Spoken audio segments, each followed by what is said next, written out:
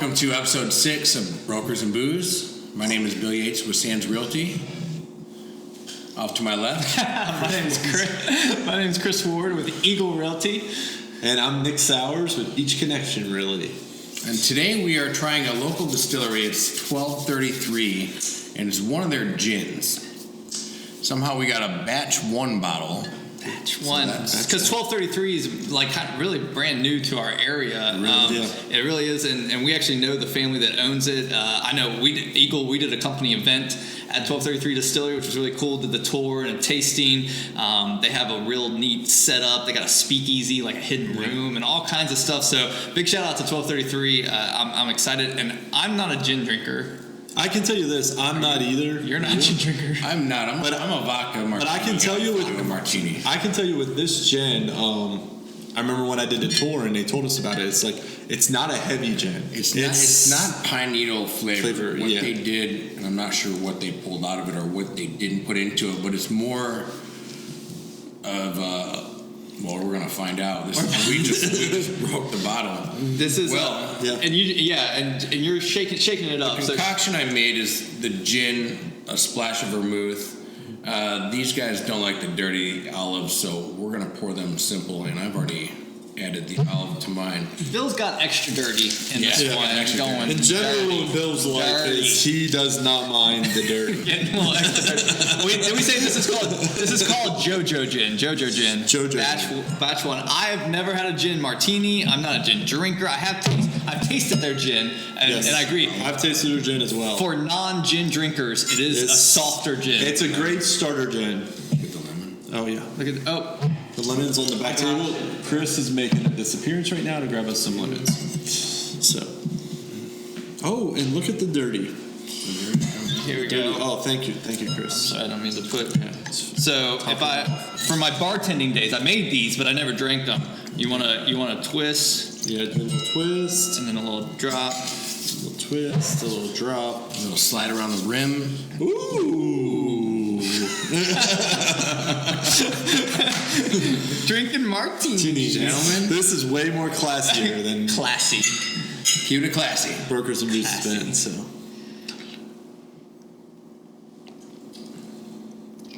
Fantastic. I hate gin, and I love this. Party foul on my part. I spilled a little bit. You spilled. I did. No, this is it's good. So all of our audience members that are real gin people, I think gotta drop some comments because I'm just curious because this doesn't. I've had it that pine, that super heavy pine. I don't get any of that off of this drink. There's a hint, but it's not the majority of the flavor. For those in our audience that aren't, if you want to smell gin drinkers or aren't strong, so subtle compared to a Tanqueray, it's very, very smooth. And for those in our audience that aren't gin drinkers, haven't tried gin, don't really drink gin. Gin is really just vodka with the added pine aroma. That extra hints of it's not its own uniquely distilled liquor. It is just an added one. So I feel like this and you've heard other episodes. I'm more beer, wine, or bourbon are kind of my 3 safety nets. This is dry on the palate, like a dry wine, like a dry white.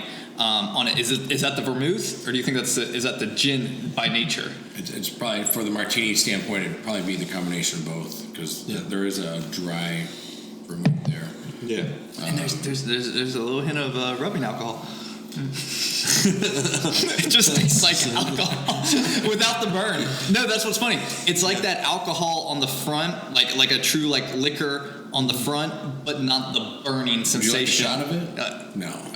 Okay, is that what's going to do? Okay, so I'm saving myself with the martini because I don't have any of that burn. But if you're saying if we did a shot of gin, you're going to get that kind of warming sensation. Mellow, yeah. So tis the season. The aftertaste for me, it doesn't have the pine, but right while swallowing. No, not even the initial. I don't even get it right away. I get it just once it kind of gets into the back taste buds of my mouth. I was like, bam. I'm glad I went with the lemon instead of the olive, though. Now I'm super interested on the dirty martini. But I'm not a huge olive person, so. Listen, is it strong? I can share. Well, I'm saying, is it strong? Like strong? No, it's olive? very smooth. Well, you can taste the olive.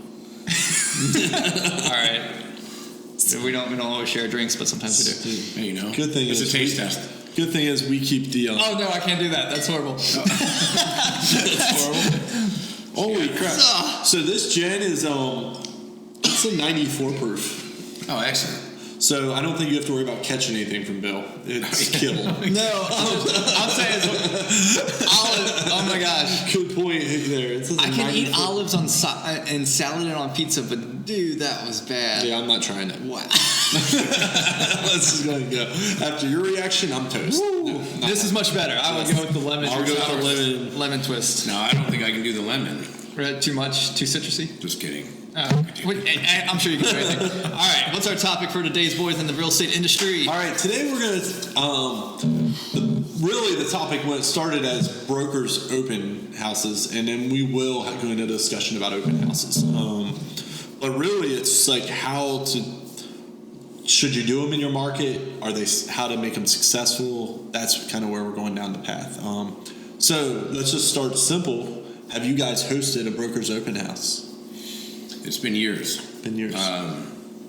This might be a short conversation for me, but I focus on oceanfront condos, and it's a little bit more challenging to get an audience for an oceanfront development versus a house where you can drive by, park, and check it out. Yeah. But that being said, I haven't done an open house since 2014. Plus, he's selling them like hotcakes. So yeah, they sell themselves. I just have all the information. Hey, don't let him fool y'all.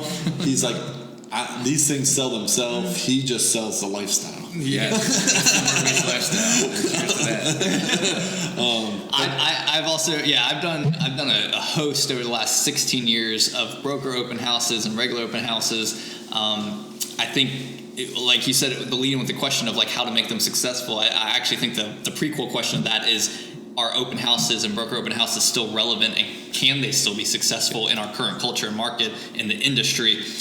Which I'd love some comments on that, of what you think. If for the realtors out there, do you think they can still be successful? Are you having success with them, and how are you doing that? Well, I think let's just break it down. Let's start with the brokers open. You want to start with the brokers? Yeah, let's start with the brokers open, then we'll go into the open houses. But the brokers open, I think there's still definitely a place in our industry for them. But I don't think it's for every listing. I don't think it's for every property. I think anytime you're bringing something unique to the market, where it's like your listing in your MLS just isn't going to do it justice, the more agents, brokers you can get out there to take a look at the property is going to be a better thing, especially on the unique end of product. A unique property, it's worth it probably, or you can do in a caravan, something like that within your brokerage. My opinion, it pretty much satisfies the seller. They think you're out there getting exposure. But Chris, you may know, you're really good with statistics. What's the percentage of sales that were generated from an open house? Probably less than 1%. Yeah, I would probably tend to agree with that. I think it's a very small percentage. Well, first of all, I think the percentage is somewhere in the 90% range of properties, or 90 to 95 are sold by another agent. Correct. Okay, so therefore, the person walking into your urban house isn't buying your property. Right. By statistics. So what you are getting is leads to show that buyer, potential customer, other properties. Right. So we're kind of that's going down to open house. Let's go back to the broker open house, getting the agents in. So So just for people who maybe don't know or don't do this in their market, because I do believe there are probably markets that don't do a ton of broker open house, but a broker open house is targeted only at other real estate agents or other brokers in your area to come through the house, not the general public. Even though I've had a lot of broker opens, because if you advertise it, you might have general public that comes through. And that's playing to the statistics we just said. If 90% of your properties are sold by another agent, then your goal is to get your property in front of the agents, right? Not necessarily to get them in front of the buyers, right? If you're listing a property. So I agree with you, Nick. I think it's property dependent. I think it depends on how unique, what type of property it is. If you need to do a broker open house, if they need to get to the area, what's the setting of the property? Is it a hard place for people? this perfect example of where we're filming this. Like, to get into the community is tough. You're not going to always, just naturally go there unless you have a buyer. So if you kind of want to get familiar as a real estate agent or a broker with a community that's not super accessible, has a gated community or whatever, broker open houses are kind of nice for that benefit and getting people to your listing. But yeah, I don't know if it's going to sell the property, but it's going to make the seller feel really happy if you can get that kind of exposure. I think too, and I'll tell you what. Honestly, you see them on the HGTV TV shows. Mm-hmm. The $1 million listing. I've never seen them actually do an open house. I've seen them do a ton of brokers opens on that show. They throw $60,000 parties. Yeah, they throw a big party. Is there an advantage to that or not? I mean, well, if they're actually selling the amount that they say they are, and I haven't went and double checked them. Probably is. It probably makes sense to get that exposure, but just play into those statistics, get a percent. I also think new construction. I think when you have a new neighborhood, brokers open house is a good idea. Especially if you're a broker out there that does a lot of sales for a builder, getting those other agents to see what type of product you build, what your neighborhood's going to be about. I think there's a big advantage there. Yeah, I agree with that with new construction or like any kind of special where you're doing like a 4% co-broke, 5%, like some kind of big event-oriented mega broker open houses. I know one thing that we've done over the last couple of years that I've been okay to be a part of is when we do multiple properties from multiple companies in one neighborhood. So if there's like 4 or 5 of us agents that have properties in one neighborhood, but we all work for different companies, we'll pool resources and market it as one big event, whether it's Progressive Food or whatever. So what do you think is the good strategy to get some agents out there to a broker's open? Besides, I honestly believe it's still network. It's fear influenced. You're more likely to get agents. You're closer. They're going to come by. I think what I just said. Personal calls. Yeah. Just what I said. If you have personal invitations, not the mass emails, not the mass texts. Mm-hmm. So you think actually getting on the phone and advice? What do you do next Tuesday? I'm going to do a broker's open between 3 and 5. Stop by. I know a lot of agents play on. We've got wine, cheese, desserts, whatever. In the end, I don't think that stuff is what motivates somebody to show up. That's going to attract me to an open house. I think the personal phone call is great. I think that's a great move. Thank you. And I think even a personal phone call to the other sales managers and brokers of other firms and say, hey, can you bring a couple of your agents? Yeah. And then playing back on the $1 million listings, all those listings in Beverly Hills and whatnot, Malibu, they're so unique. It's ridiculous. And to capture an audience of 100 brokers and tell the story all in one night versus independent calls and long written out. So taking this even a step further, because I would kind of the cookie cutter. Taking this a step further, what about when you're going like office tours? Like caravans, I don't know. Caravans? Yeah, like when you get all your agents in the office and you go tour the different properties. Do you think there's value in that? I mean, one of the comments on here was that their office does that every other week, and I'm just sitting there like, well, obviously we're not massive, large firms. I'm going to run out of properties to go to pretty quick. If it's in a cookie cutter neighborhood, you've seen one, you've seen them all. Same thing with condos. Mm-hmm. They're all virtually the same floor plans. You don't need to get into every one of them, but I'm going to play back on if it's super unique, something really great about it. Let's not hide it. Let's get it out to all the brokers out there. Mm-hmm. So, well, let's go to the next step: open houses. Wonderful. The brokers' opens are focused at the agents. Open houses are focused at the consumer. I really think it's just a great way to meet the neighbors. That's my opinion of it. I think if you hold an open house in a neighborhood, the neighbors next door is going to walk in because they've been wanting to see. Maybe they never were in that house and they wanted to see what the inside looks like. See what the decorating looks like. Yeah. Maybe some potential ideas for themselves. Yeah, I don't really see it as a true way to pick up a buyer for that house if I'm a listing agent. Now, if I'm using it to farm for potential people that might be looking, there might be a business strategy there. Could be a way if you were the neighbor and your neighbor's house was for sale and you knew somebody in that price point, it could be an opportunity to pick your new neighbor. Look at it that way.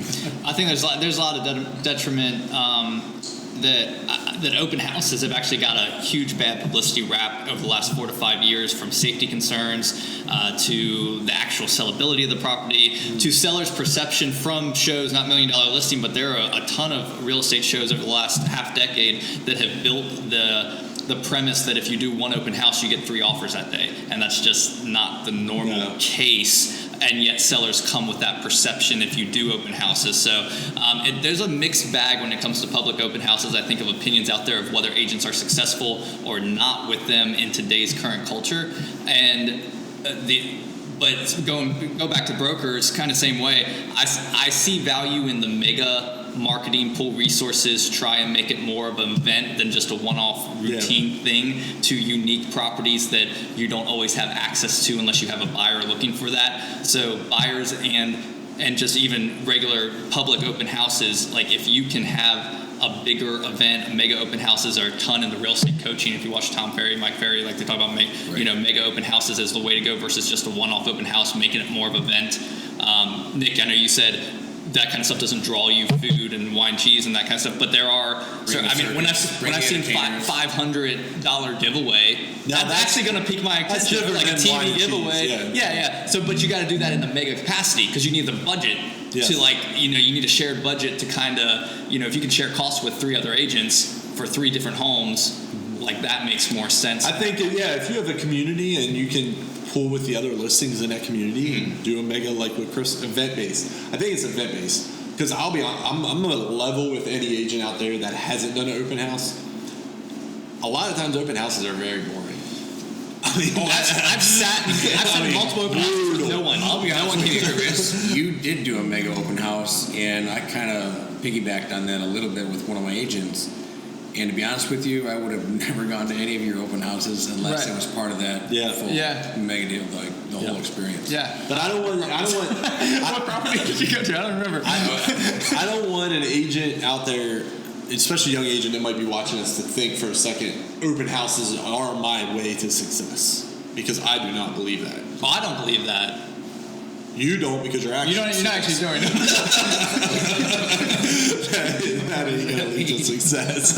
I think if you don't do them, you clearly that's a key to your success. But you brought up something. Buyer leads, like to get leads for a new agent. Like if you don't have a listing and you're going to do an open house, I think it's a great experience. I think it'll help new agents talk to people, meet people, get the feel if it's not their listing. Maybe drum up some new leads, but very little. That shouldn't be the reason. It should be more experiential learning, I think, for like agents that have never done an open house before. And if you are having success with an open house, please drop a comment like, what are you doing? Like, why is it? To draw people, to draw attention. I mean, obviously, let's put it this way. To sell the property? Every weekend. If they get offers on open house, I would know. No, but every weekend, I'm scrolling through my Facebook feed, and I have agents out there.